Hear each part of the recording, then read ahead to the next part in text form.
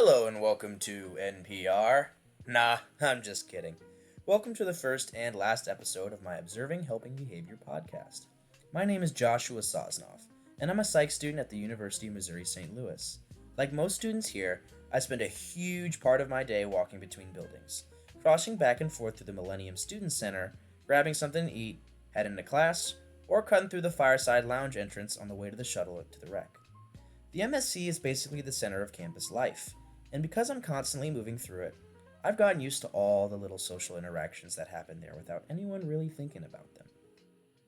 Because I study psychology, I naturally like to pay attention to tiny things people do, especially the things that feel automatic. And for whatever reason, the moment that sparked this entire project came from something so small it almost feels ridiculous: the act of holding the door open. I'm someone who always likes to hold the door open for the person behind me. It's almost pre-programmed, like a vital reflex. So when I had to take myself out of the behavior temporarily, even for the sake of observation, I didn't expect to feel guilty, but I did. It made me suddenly aware of how much I rely on that tiny act as a way of connecting with people or acknowledging them without ever really meeting them. Maybe because I stepped out of my own role, I started noticing a pattern in how other people behaved. On most days, I'm dressed casually: hoodie, jeans, comfortable sneakers. But on days when I had something more professional right after class, like an interview or a work meeting, I'd show up in nicer clothes, maybe a blazer and some dress pants. On those days, something strange kept happening. People held the door open for me more often, and not just casually. Sometimes they even waited to do it for me. They'd pause, make eye contact, and let me pass through first. But then, right behind me, someone in pajama pants or slippers would walk up, and suddenly that politeness was not extended to them at all. It felt like the same doorway was operating under two sets of unspoken rules: one for people who looked put together, and one for people who looked relaxed, tired, or like they didn't want to come to class. That's when I started asking myself the kinds of questions psychologists tend to ask. Was I imagining all of this? Was it just a coincidence? Or were people's helping behaviors actually changing depending on someone's appearance? More importantly, if something as tiny and unconscious as door holding could be shaped by clothing alone, what does that say about all other unconscious biases floating under the surface in our everyday life? So, I decided to turn that curiosity into an actual observational study. I created a hypothesis that people who wearing more professional clothing would have doors held open for them more frequently than people wearing casual clothes or pajamas. I also predicted that women would receive slightly more help than men overall, although I did suspect clothing would matter more than gender.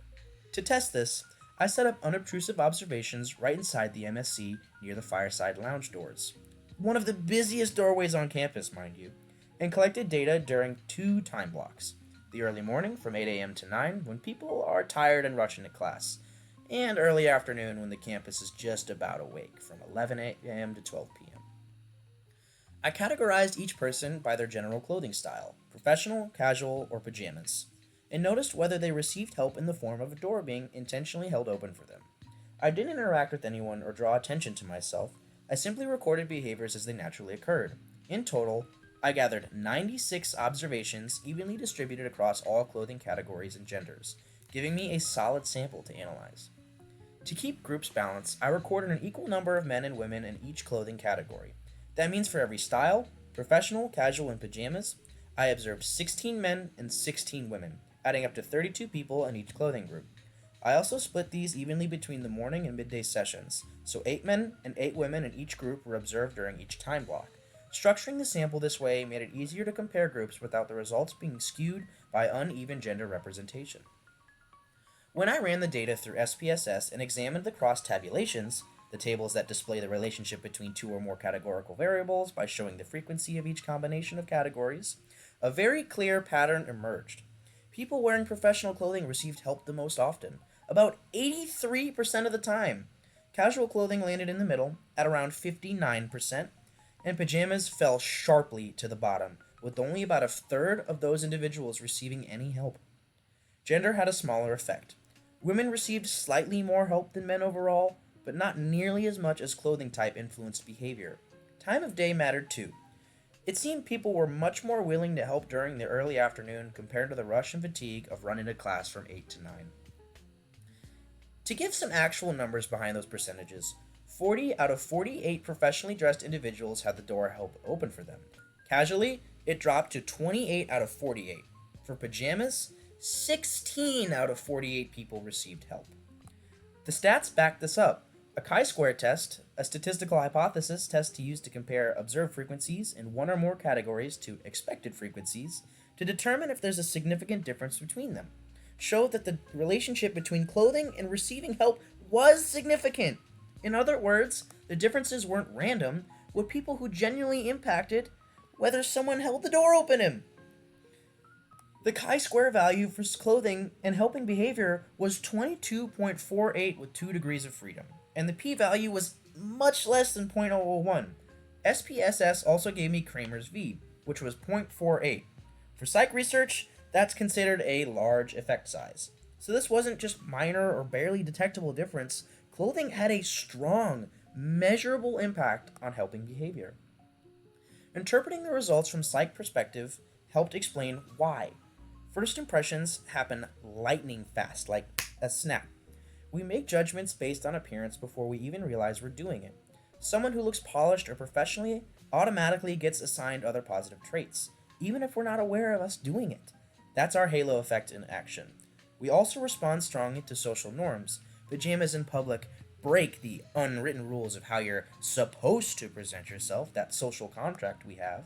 And people often respond by offering less warmth or less help, even unintentionally. It's one of the reasons I stopped wearing them out in public myself. Then there's the bystander effect, especially during the morning rush. When lots of people are passing through, responsibility gets diffused. Each person assumes someone else will help, and attribution theory plays a role as well. We assign internal explanations for someone's appearance, like assuming a professionally dressed person is important, organized, or deserving of our kindness, while interpreting pajama-wearing students as tired, disorganized, even though we know nothing about them whatsoever. Of course, my study did have limitations. I couldn't control the full range of situational factors, like if someone was late for class or already stressed. Clothing categories, even with clear definitions, still required some subjective judgment. And gender was based on appearance alone. Not every near-helping attempt is visible. Sometimes people hesitate or pull back. Even with these limitations, the implications of the findings feel meaningful to me. Because if helping behavior shifts based on appearance in something as simple as a doorway, it suggests that kindness, or even just acknowledgement, might not be as evenly distributed as we like to believe. People who look more put together move through the world with small advantages they may never notice, while others receive less help without even knowing why. It makes me think about all the doorways we pass through in a day. Not just literal ones on campus, the door to the gym, the classroom door after finishing an exam, or the door to work, but metaphorical ones too. Moments where we choose to pay attention or tune out. Moments where we extend kindness or choose convenience instead. Moments where we act on biases we don't even realize we own.